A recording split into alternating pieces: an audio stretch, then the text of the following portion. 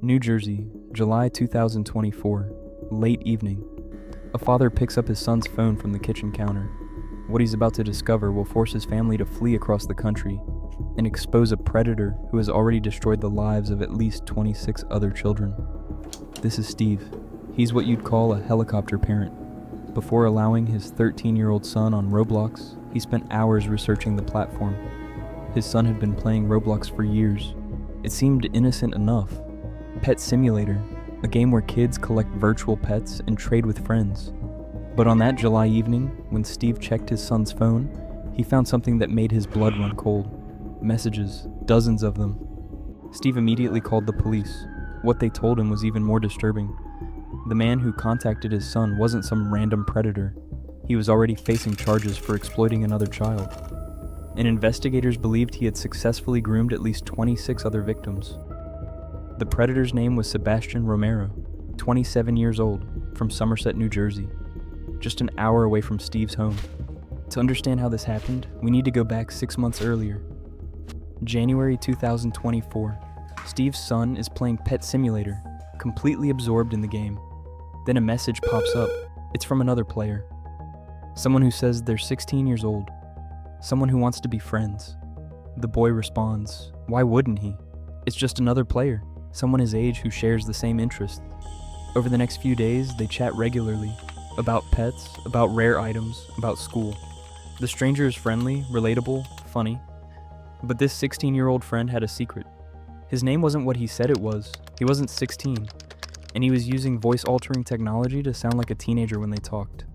After 2 weeks of building trust, the stranger suggests they continue their conversation on Discord, a separate messaging app with fewer restrictions. The boy downloads Discord. His father doesn't know. The app doesn't appear on the parental control dashboard. This is exactly what Romero planned. On Discord, the conversation shifts, slowly at first. Romero sends a picture of an expensive virtual pet. Then he makes an offer, Robux gift cards, in exchange for helping him with something. Robux is Roblox's virtual currency. For a 13-year-old invested in his virtual world, it's incredibly valuable. First, he offers $10 worth of Robux for a simple photo. Then 20, then 50. The requests become more explicit, more demanding. The boy, confused and scared, complies. Over 3 months, Romero escalates. He offers a $100 gift card for something else, the boy's home address. The boy types out his address, sends it. Within minutes, Romero has everything he needs, photos, videos, and the exact location of his victim.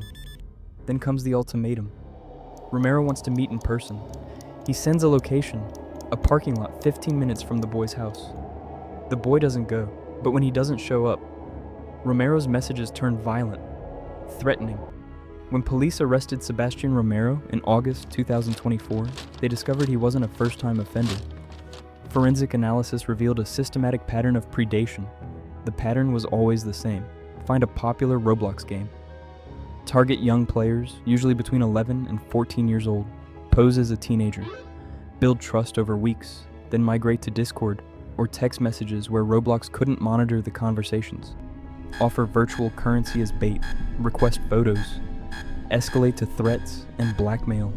Investigators found evidence of at least 26 victims. 26 children who went through the same nightmare, some as young as 11 years old. But how did this happen on a platform that promised parents it was safe? Roblox's marketing materials repeatedly assured families of industry-leading safety measures. In reality, Roblox's age verification system was virtually non-existent. Users simply entered their birth date. No ID required. No verification process. A 40-year-old predator could claim to be 12 years old with a single click. The platform's private messaging system allowed complete strangers to contact children directly, even without being friends. And when conversations inevitably moved to outside platforms like Discord, Roblox had no way to monitor or intervene. Their parental controls couldn't track what happened outside their ecosystem. Internal documents later revealed that Roblox executives knew about the predator problem. Reports of suspected child exploitation jumped from 675 incidents in 2019 to over 13,000 in 2023. Yet the company continued marketing itself as safe for children.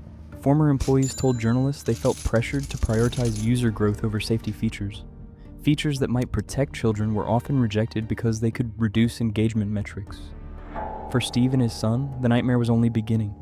Even after Romero's arrest, they didn't feel safe. He knew their address, he knew their routines. His threats echoed in their minds.